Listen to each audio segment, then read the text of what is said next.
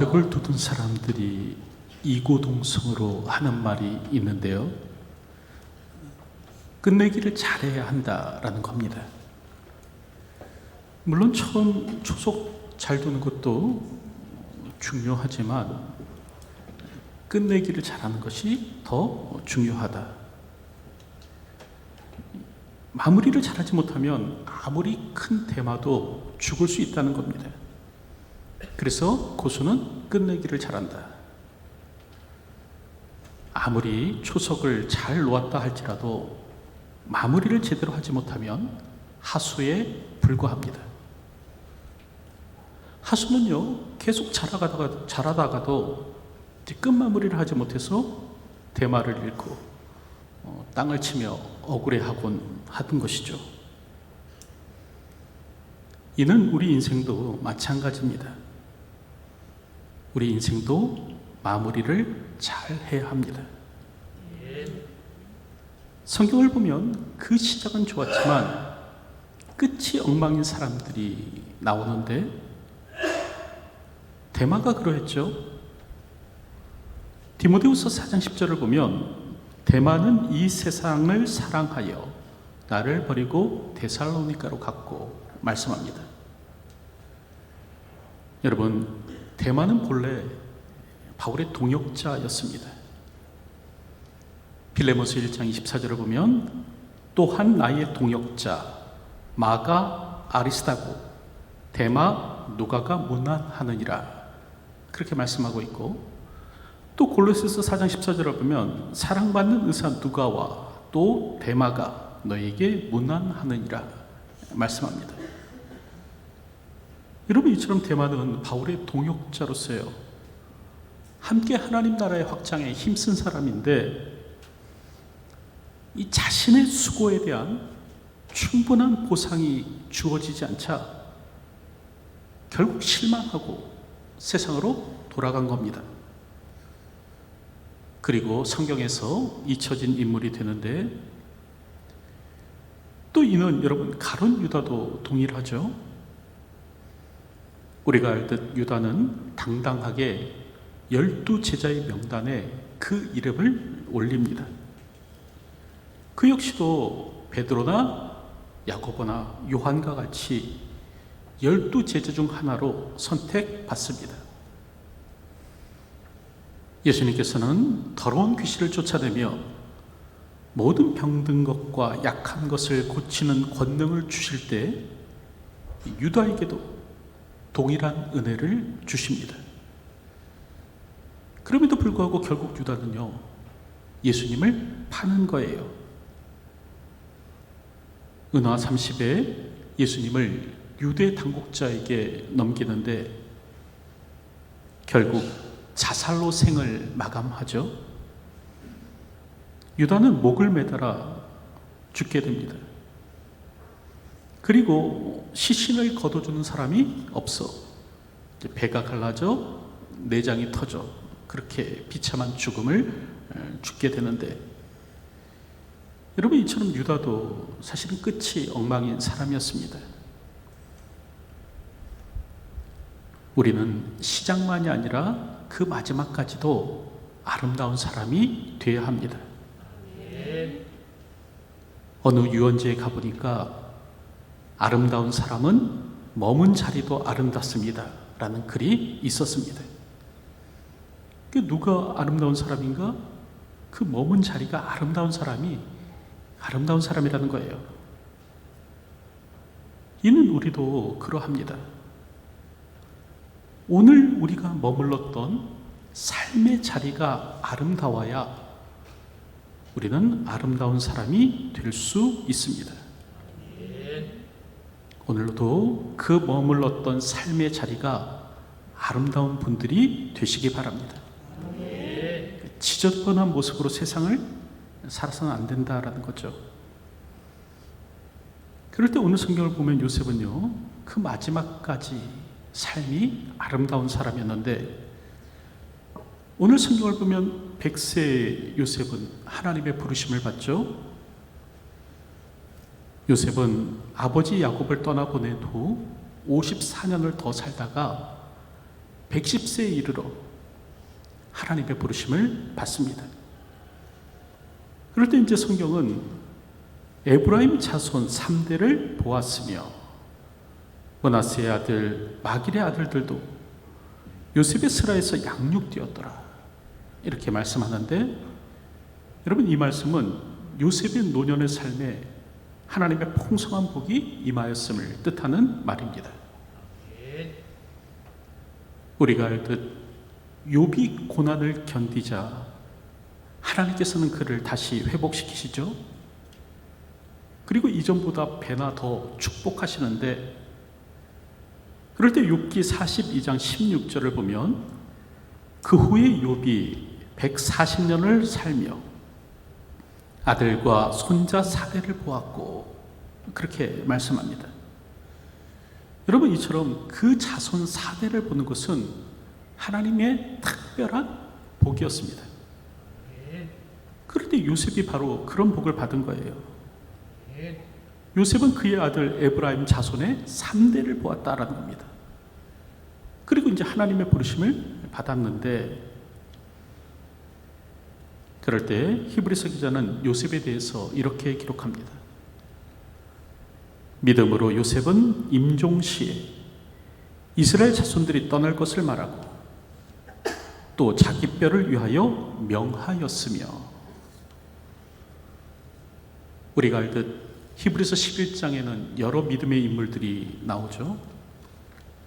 아벨, 에녹, 노아를 비롯해서 아브라함, 모세, 다윗, 사무엘에 이르기까지 여러 믿음의 사람이 기록되어 있는데, 이 믿음의 사람 명단에 또 누구도 포함되어 있는가? 요셉도 포함되어 있습니다. 그럴 때 히브리서 기자는 이 요셉에 대해서 기록하기를 믿음으로 요셉은 임종시에 라고 말을 합니다. 여러분, 히브리서 기자가 요셉의 삶에 주목할 때 그의 삶은 어떤 삶이었는가?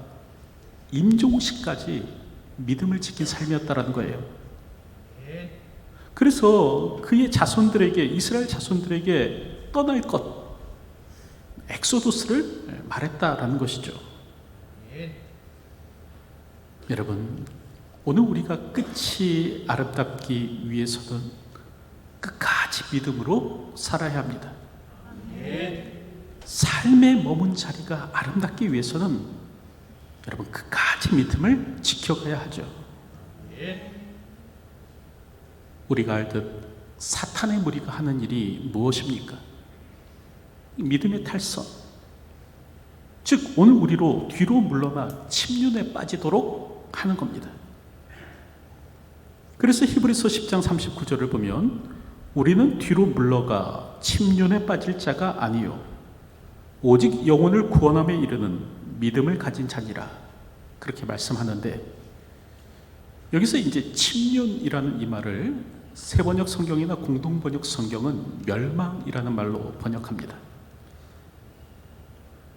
우리는 뒤로 물러나 멸망에 빠질 자가 아니라는 겁니다. 우리의 영혼이 구원함에 이르도록 하는 믿음을 가진 자다라는 것이죠. 그러므로 우리는 어떤 회방, 어떤 방해가 있을지라도 믿음을 굳게 지켜가야 합니다. 흔들리지 않고 피는 꽃이 어디 있으랴. 여러분, 그런 말이 있죠. 도종환 씨의 식구인데요. 흔들리지 않고 피는 꽃이 어디 있으랴. 이 세상 그 어떤 아름다운 꽃들도 다 흔들리면서 피었나니, 흔들리면서 줄기를 곧게 세웠나니, 흔들리지 않고 가는 사랑이 어디 있으랴. 젖지 않고 피는 꽃이 어디 있으랴. 이 세상 그 어떤 빛나는 꽃들도 다 젖으며 피었나니, 바람과 비에 젖으며 꽃잎 따뜻하게 피었나니, 젖지 않고 가는 삶이 어디 있으랴. 우리의 믿음도 동일합니다. 여러분, 흔들리지 않고 세워지는 믿음은 없어요. 오늘도 사탄이 우리의 믿음을 흔들지라도 그 믿음의 줄기를 곧게 세워가시는 분들이 되셨으면 합니다. 하나님은 오직 의인은 믿음으로 말미암아 살리라 라고 말씀하셨습니다. 악의 성행함과 악인의 강포함으로 인해서 하박국 선지자가 고통하며 하나님께 호소합니다. 그때 하나님께서는 이 흔들리는 하박국 선지자에게 무엇을 말씀해 주시나? 보라, 악인의 마음은 교만하며 그 속에서 정직하지 못하나 의인은 그의 믿음으로 말미암아 살리라 말씀하십니다. 그러니까 하나님 백성의 삶은 믿음의 삶이라는 거예요. 오늘도 우리 외부의 상황이 어떠하든지 끝까지 믿음을 지켜가는 분이 되시기 바랍니다. 세상이 오늘 우리의 믿음을 흔들지라도 우리의 믿음을 굳게 세워갈 수 있는 분들이 되셨으면 합니다. 그럴 때 그 믿음을 통하여 오늘 우리가 머문 삶의 자리가 아름답게 되는 것입니다. 오늘도 믿음을 통하여 우리의 삶의 머문 자리가 아름답도록 만들어 가시는 그런 분들이 되셨으면 합니다. 이처럼 요셉은요, 임종 때까지도 믿음으로 산 사람인데, 그럴 때 오늘 본문을 보면 이제 한 가지 특이점이 나오죠. 창세기 50장 26절 보면 요셉이 110세의 죽음에 그들이 그의 몸에 향재료를 넣고 애굽에서 입관하였더라.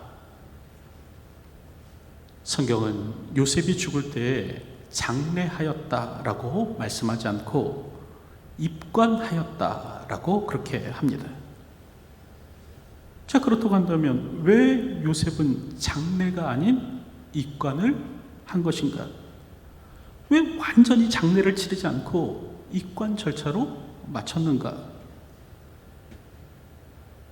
여러분, 그 이유가 창세기 50장 24절부터 25절에 기록되어 있는데, 요셉이 그의 형제들에게 이르되 나는 죽을 것이나 하나님이 당신들을 돌보시고 당신들을 이 땅에서 인도하여 내사 아브라함과 이삭과 야곱에게 맹세하신 땅에 이르게 하시리라 하고, 요셉이 또 이스라엘 자손에게 맹세시켜 이르기를 하나님이 반드시 당신들을 돌보시리니 당신들은 여기서 내 해골을 메고 올라가겠다 하라 하였더라. 요셉이 임종시에 그의 아버지와 같은 유언을 했다는 겁니다. 자기를 이곳 이 애굽에 묻지 말고 가나안 땅에 묻어달라, 그런 말을 한 것이죠. 하나님께서는 분명 야곱의 족속으로 애굽에서 인도하여 내사 가나안 땅에 이르게 하실 것인데, 그때 나의 유고를 가지고다가 가나안 땅에 묻어달라, 그렇게 맹세시킨 겁니다.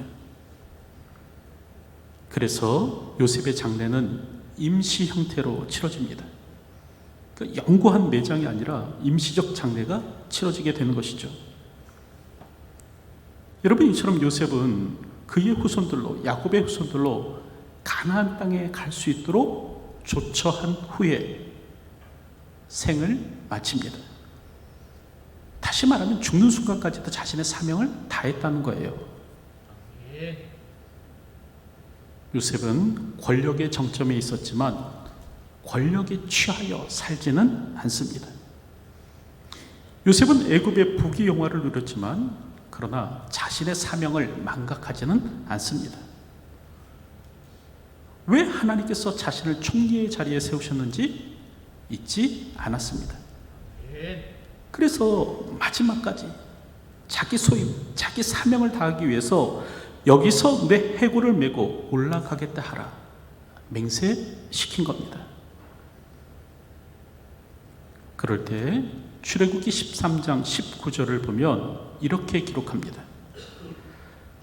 모세가 요셉의 유고를 가졌으니 이는 요셉이 이스라엘 자손으로 단단히 맹세하게 하여 이르기를 하나님이 반드시 너희를 찾아오시리니 너희는 내 유고를 여기서 가지고 나가라 하였음이더라.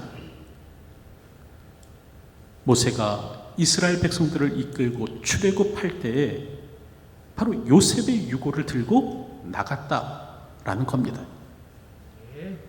그리고 또 여호수아 24장 32절을 보면 또 이스라엘 자손이 애굽에서 가져온 요셉의 뼈를 세겜에 장사하였으니 이곳은 야곱이 백크시타를 주고 세겜의 아버지 하몰의 자손들에게서 산 밭이라.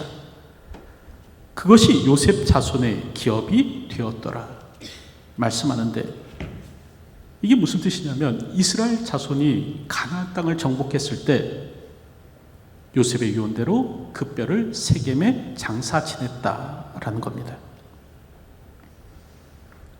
여러분, 이처럼 요셉은 죽는 순간까지도 자기 사명을 다합니다. 마지막까지 이스라엘로 애굽을 떠나도록 조처하는 것이죠. 그럴 때 히브리서 기자는 요셉의 죽음과 관련하여 텔류타오라는 단어를 사용합니다. 보통 사람의 죽음에 대해서는 아포스네스코라는 단어를 사용하는데 이 요셉의 죽음에 대해서는 이 텔류타오라는 단어를 사용하는 거예요. 끝내다, 완성하다, 성취되다, 결말짓다라는 이 텔류타오라는 단어를 사용하는데, 특별히 이제 이 텔류타오라는 단어는 사명 완수와 관련이 있는 말입니다. 우리가 알듯 예수님께서 십자가에서 돌아가실 때 다 이루었다라고 말씀하시죠. 여러분, 이는 사명의 완성을 뜻하는 말입니다. 인자가 온 것은 섬김을 받으려 함이 아니라 섬기려 하고 자기 목숨을 많은 사람의 대속물로 주려 함이라라는 이 예수님의 사명, 그 사명을 완성하셨다라는 그런 말이죠. 여러분, 그럴 때 여기서 다 이루었다라는 말이 텔류타오의 완료형입니다. 또한 사도행전 20장 24절을 보면 내가 달려갈 길과 주 예수께 받은 사명 곧 하나님의 은혜의 복음을 증언하는 일을 마치려 하면은 이라고 바울이 말하는데, 여러분, 여기서 마치려 하면은 이라는 말이 텔류타오에서 파생된 그런 말입니다. 이처럼 텔류타오라는 이 단어는 사명 완수와 관련이 있는 말인데요. 그럴 때 히브리서 기자는 요셉의 죽음에 이 말을 적용하는 겁니다. 여러분, 사명이란 무엇인가? 사명은 존재의 이유와 목적입니다. 사는 이유, 그것을 위해서라면 죽을 수도 있는 일. 기독교에서는 하늘에서 부르심이라고 하여서 소명이라는 말로도 사용합니다. 그럴 때 카를 힐티라는 사람은 인간의 생애의 최고의 날은 자기 인생의 사명을 깨닫는 날이다 라고 말을 합니다. 우리 삶의 최고의 날이 언제인가? 내 인생의 사명이 무엇인지를 깨닫는 날이라는 거예요. 하나님이 나를 이 목적에 쓰시겠다고 작정하신 그 목적을 깨닫는 것이다, 그런 말을 합니다. 우리는 굿 리빙과 굿 라이프를 구별해야 합니다. 이 굿 리빙은요, 말 그대로 그냥 잘 먹고 잘 사는 거예요. 편안하게 사는 것을 말합니다. 보통의 사람들이 꿈꾸는 거죠. 보다 편안한 삶, 보다 안락한 삶, 또 잘 사는 삶. 이게 바로 굿 리빙입니다. 반면 굿 라이프는 의미 있는 삶을 말합니다. 가치 있는 삶, 소명대로 사는 삶, 사명을 이루는 삶을 말합니다. 여러분, 그럴 때 오늘 우리가 소망해야 할 것, 꿈꿔야 될 것은 뭐냐면 굿 리빙이 아니라는 거예요. 굿 라이프입니다. 소명대로 사는 삶, 사명을 이루는 삶. 그래서 요셉은 이스라엘 백성들로 가나안 땅으로 갈 것을 말한 겁니다. 하나님의 백성은 그저 편안하게 애굽을 즐기면서 살아가는 것이 아니라 약속의 땅에 이르러 하나님의 통치에 복종함으로 말미암아 하나님 나라를 이루며 살아갈 사명이 있는 겁니다. 그래서 그 사명대로 살도록 하기 위해서 가나안 땅으로 갈 것을 말하는 것이죠. 이는 우리도 그러합니다. 우리도 단지 이 세상에서 잘 먹고 칭찬받고 잘 살기 위해서 사는 것이 아니라 하나님께서 내게 부여하신 사명을 이루기 위해서 살아야 합니다. 사람은 그 지으신 목적대로 쓰임 받을 때 진정 행복을 누릴 수 있습니다.